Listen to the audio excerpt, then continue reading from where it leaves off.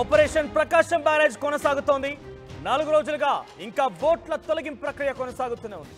బ్యారేజీ గేట్లను ఢీకొట్టినటువంటి 3 భారీ పడవల్ని తొలగించేందుకు అధికారులు పెద్ద నిమగ్నమయ్యారు. ముందుగా ఓ పడవను అడ్డంగా కట్ చేస్తోంది సిబ్బంది. విశాఖ నుంచి వచ్చిన ప్రత్యేక డ్రైవింగ్ టీంతో ఈ ఆపరేషన్ కొనసాగుతోంది. నది లోపల సుమారుగా 12 అడుగుల లోతుకు వెళ్లి బోటును గ్యాస్ కట్టర్లతో ముక్కలు చేస్తున్నారు సిబ్బంది. ఇవాళ పూర్తి ఆ బోటు కటింగ్ ప్రక్రియ కొనసాగే అవకాశం ఉంది. సాయంత్రానికల్లా ఆ ప్రక్రియ ముగిసే అవకాశం కనబడుతోంది. ఇక రేపటి నుంచి మిగతా 2 బోట్లను కూడా కటింగ్ చేయబోతున్నారు. నదీ ప్రవాహం ఇప్పటికీ 60,000 క్యూసెక్కులుగా ఉంది. ఇక ఈ పెద్ద ఎత్తున వరద వస్తుండటంతో బోట్ల తొలగింపులో కొంత ఇబ్బంది తలెత్తున్నట్టుగా ఆ టీం చెప్తోంది. ఎస్ సార్, దీనికి సంబంధించి మరిన్ని అప్డేట్స్ మా ప్రతినిధి కృష్ణమోహన్ అందిస్తారు. S Krishnamohan, over to you. బ్యారేజ్లో బోట్లను తొలగింపే ప్రక్రియ ప్లాన్ సికి మారిన పరిస్థితి అయితే ఉంది. ఇప్పుడు ఎవరైతే గతంలో బోట్లు మునిగిపోయినప్పుడు, పాపికొండలో బోట్లు మునిగిపోయినప్పుడు ఎవరైతే అబ్బులు సహాయంతో బోట్లను బయటికి తీసుకొచ్చారో అతన్ని వాడే ప్రయత్నం అయితే చేస్తున్నారు. దీంట్లో 3 పద్ధతుల్ని వాడుతున్న పరిస్థితి అయితే మనం చూడొచ్చు. బేసిక్గా ఇప్పుడు ఏదైతే అక్కడ బోటు విరిగిపోయిన పరిస్థితి ఉందో, బోటు ఇరుక్కుని ఉన్న పరిస్థితి ఉందో, ఆ బోటుకి సగం వరకు కట్ చేశారు. అప్పటికి దాన్ని వెలికి తీయడానికి కొంత ఇబ్బందికరంగా మారుతున్న నేపథ్యంలో ఆ బోటుని ఇంకో బోటు సహాయంతో, ఆ ఎదురుగా ఉన్న ఒక పెద్ద బోటు సహాయంతో కట్ చేసుకొని దానికి కట్టి ఆ దారం ద్వారా మళ్ళీ ఇక్కడ మనం చూస్తున్న మరో బోటుని ఇక్కడ మనం చూస్తున్నాం. రెండో బోటుని తాడుని కడతారు. మనం ఆ తాడును కూడా చూడొచ్చు. అలాగే ఈ బోటు నుంచి మళ్ళీ 3వ బోటు ద్వారా దానికి పంపించే ప్రయత్నం అయితే చేస్తున్నారు. అబ్బులు సంబంధించిన దీంట్లో ఎక్స్పర్ట్ అతను. మరోవైపు అక్కడి నుంచి బోటుకి హోల్ వేసిన తర్వాత ఈ మనం చూస్తున్న ఈ ఇనప లింక్స్ అయితే ఉన్నాయో వీటి ద్వారా ఇక్కడ బుల్డోజర్ తో ఏదైతే ఇటాచీ జేసీబీతో ఉందో ఆ జేసీబీని అటాచ్ చేసి ఇదే కేబుల్ని అటాచ్ చేసి పూర్తిగా కూడా ఇక్కడి నుంచి దానికి ముందుకు లాగే ప్రయత్నం చేస్తున్నారు. అయితే ఇది బహుశా ఒక 6 గంటలు సమయం పట్టే పరిస్థితి ఉంటుందనేది అధికారులు చెప్తున్నారు. ఇప్పుడే మంత్రి కూడా ఆయన కూడా ఒకటే చెప్పారు. దాదాపుగా మధ్యాహ్నం సాయంత్రం లోపల ఈ ప్రక్రియ పూర్తవుతుంది. బోటుకు సంబంధించి ఎటువంటి ఇష్యూస్ లేవు. ఖచ్చితంగా దీన్ని ఈరోజు తొలగించి తీరుతాం. ఏదైతే పాపికొండల్లో పనిచేశారో కాకినాడకు చెందిన అబ్బులు టీం మొత్తం కూడా ఈరోజు దిగింది అనేది వాళ్ళు చెప్పారు. సో ఒకవైపు బోట్ల సహాయంతో ఆ బోటును ఒకవైపుకి లాగుతారు. అలాగే ఇక్కడ ఇనప చువ్వలతో కట్టి దీన్ని ఆ బోటుకి లింక్ చేశారు. ఏదైతే ఇరుక్కున్న బోటుకి లింక్ చేశారు. ఆ లింక్ని ఆ వాటర్లో తీసుకుని వచ్చి ఈ పేపర్ని ఈ కేబుల్ని నేరుగా ఇటాచీకి అటాచ్ చేసిన పరిస్థితి అయితే ఉంది. ఒకేసారి అట్ ఏ టైం గాలి వాటం చూసుకుని అదే వాటంతో ఈ బోట్లను ఇక్కడి నుంచి బయటికి పంపించే తొలగించే ప్రయత్నం అయితే చేస్తారు.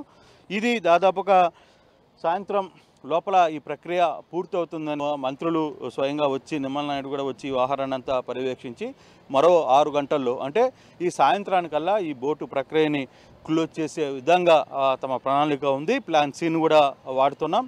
ఏది వీలైతే అది త్వరగా ఈరోజు ఈ బోట్లను ఇక్కడి నుంచి తొలగించాలి అనేది ముఖ్యమంత్రి గారి ఆదేశాలు. ఆ దిశగానే వీటిని తొలగించే ప్రక్రియకి శ్రీకారం చుట్టామనేది ఇక్కడ చెప్తున్న పరిస్థితి. సో ఒక 4 బోట్లు, మొదటగా 3 బోట్లు ఒకే తాడికి కట్టున్నాయంటూ కూడా మనం విన్నాం. సో ఆ 3 బోట్లు కూడా ఆ తాడు నుంచి ఆ చిన్న ఒకటే తాడు కట్టడంతో తాడు తెగిపోయి ఆ 3 బోట్లు మరొక 2 బోట్లను ఢీకొన్నాయి. దీంతో మొత్తం 5 బోట్లు కూడా ప్రకాశం బ్యారేజ్ దగ్గరికి చేరుకున్నాయి. పిల్లర్ నెంబర్ 67, 68, 69 3 పిల్లర్లను కూడా ధ్వంసం చేశాయి. కొంత అక్కడ కౌంటర్ వెయిట్లకు కూడా పూర్తిగా ధ్వంసమైన పరిస్థితి కనబడింది. తాజాగా ఈ బోట్లను వెలికి తీసే ప్రయత్నం చేస్తుంది ఆంధ్రప్రదేశ్ రాష్ట్ర ప్రభుత్వం. ఈ నేపథ్యంలోనే మొదటగా క్రేన్ల సహాయంతో బోట్లని పైకి లిఫ్ట్ చేసేందుకు ప్రయత్నం చేసింది. కానీ ఏమాత్రం కూడా ఒకంత బోటు కదలకపోవడంతో మరొక 2వ రోజు కొత్త టెక్నాలజీ ఉపయోగించి ఎయిర్ బెలూన్ సహాయంతో ముందుగా ఈ గ్యాస్ కట్టర్ల సహాయంతో బోట్లు 2 విభాగాలుగా విభజించి ఎయిర్ బెలూన్ సహాయంతో వాటిని పైకి లాగి ఆ తర్వాత బయటకు తీసే ప్రక్రియ కొనసాగించింది. దీంట్లో 2వసారి వచ్చినటువంటి టీం కొంత ఇబ్బంది పడడంతో తాజాగా 3వ టీం రంగంలోకి దిగింది. చాలా ఎక్స్పర్ట్ టీం ఇదంతా కూడా. ప్రస్తుతం బోట్లని కట్ చేసే ప్రక్రియ కొనసాగుతుంది. కట్ చేసిన తర్వాత హిటాచీల సహాయంతో కొన్ని చైన్ లింక్ల ద్వారా వాటిని బయటకు తీసుకురాబోతున్నారు.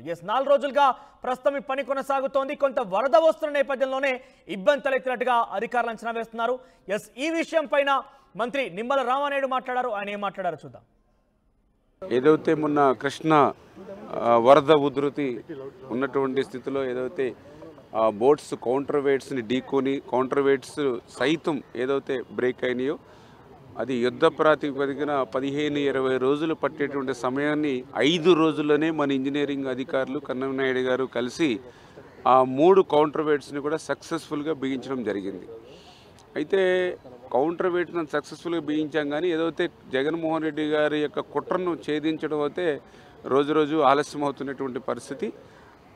ఏదైతే గత 2 రోజుల నుంచి కూడా ఆ యొక్క బోట్స్ని వెలికి తీసేటువంటి కార్యక్రమానికి ఏదో ఒక అవాంతరం, ఏదైతే మొదటగా ఆ యొక్క ఏదైతే బోట్స్ని వెలికి తీసేటువంటి కార్యక్రమం చేసినప్పుడు అది ఒక 40 టన్నుల వెయిట్ ఉంటుంది. అంచేత 50 టన్నుల భారీ వాహనంతో దాన్ని మూవ్ చేయాలని చూస్తే ఆ బోట్లు ఒకదానికొకటి ముడిపడి ఉండడంతో, లింక్ అయి ఉండడంతో 3 బోట్లు కూడా 120 టన్నుల దాన్ని లిఫ్ట్ చేయాలంటే కష్టమైనటువంటి పరిస్థితుల్లో మళ్ళీ ఏదైతే యొక్క డైవర్స్ని అటు వైజాగ్ నుంచి కాకినాడ నుంచి తీసుకొచ్చి వాళ్ళు నీటిలో 15-20 అడుగులు లోతుకి మునిగి దాన్ని కట్ చేసి బోట్ని 2 ముక్కలుగా చేసి లాగాలనేటువంటి ఆలోచనతో పనులు ప్రారంభించారు.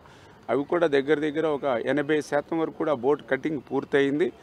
అయితే ఇప్పుడు ఏదైతే వాటర్ ఫ్లో కృష్ణాలో తగ్గింది కాబట్టి ఇన్ఫ్లో మరి తక్కువగా ఉంది కాబట్టి ఇప్పుడు మళ్ళీ దాన్ని అంటే మొన్న అయితే ఎదురు లాగడం వాటర్ ఫ్లో కష్టమనే ఉద్దేశంతో బోట్ని కట్ చేయాలి అని అనుకున్నాం. ఎయిర్ బెలూన్స్ను కూడా వాడాలనుకున్నాం, కానీ ఈ వాటర్ లెవెల్ ఎయిర్ బెలూన్స్కి సరిపోకపోవడంతో దాన్ని విరమించుకుని ఆ కటింగ్కి వెళ్ళాం. అయితే ఇప్పుడు ఏదైతే వాటర్ ఫ్లో తగ్గింది కాబట్టి ఇప్పుడే అబ్బులు గారు ఆయన కూడా గతంలో కచ్చలూరులో మన గోదావరిలో బోట్ మునిగిపోయినప్పుడు 2 నెలలు ఎవరికి సాధ్యం కాకపోతే ఆయన వెలికి తీసిన పరిస్థితి తెలుసు. ఆయన కూడా నిన్నంతా కూడా ఏదైతే మెటీరియల్ ఇవన్నీ కూడా నిన్న షిఫ్ట్ చేసుకున్నారు. ఈరోజు వచ్చి ఆయన కూడా పనులు మొదలుపెట్టారు. అదేవిధంగా లోకల్గా ఉన్నటువంటి బోట్స్ని కూడా ఇంకొక 4 బోట్స్ని తీసుకుని ఏదైతే ఆ చిక్కుకున్నటువంటి బోట్ని ఒకవైపు నుంచి అబ్బుల్ గారు తన ఎక్విప్మెంట్తో మరి ఇటు సైడ్కి దాన్ని మూవ్ చేసేటువంటి విధంగా అట్ ద సేమ్ టైం దానికి సపోర్ట్గా ఏదైతే ఆ యొక్క మునిగినటువంటి బోట్కి ఇంకొక బోట్ని లింక్ చేసి ఆ బోట్కి మళ్ళీ ఇంకొక 4 బోట్లు లింక్ చేసి ఈ రకంగా ఈ 4 బోట్లు అదేవిధంగా ప్లస్ ఇటువైపున ఏదైతే అబ్బుల్ గారు యొక్క అరేంజ్మెంట్స్ ఏదైతే ఉన్నాయో దాని ద్వారా కూడా దాన్ని మూవ్ చేయాలనేటువంటి ఆలోచనతో పనిచేస్తూ ఉన్నాం. ఇంకొక గంటలో ఈ యొక్క ప్రక్రియ ప్రారంభమవుతుంది. ఇది కనుక సక్సెస్ అవుతే మిగిలిన 2 బోట్లను కూడా త్వరితగతంగానే మనం వెలికి తీసేటువంటి అవకాశం ఉంటుంది. ఆల్రెడీ దాని మీద దర్యాప్తు జరుగుతున్నటువంటి పరిస్థితి. ఎవరైతే నిందితులు ఎవరైతే ఉన్నారో వాళ్ళని అరెస్ట్ చేసి రిమాండ్ కూడా పంపించినటువంటి పరిస్థితి తెలుసు. వాళ్ళు ఇద్దరు వెనకాల ఇంకా ఎవరెవరు ఉన్నారు, ఏవే శక్తులు ఉన్నాయి, ఇవన్నీ కూడా దర్యాప్తు జరుగుతుంది. దర్యాప్తు తర్వాత మళ్ళీ మీ ముందుకు వాస్తవాలన్నీ కూడా వస్తాయి.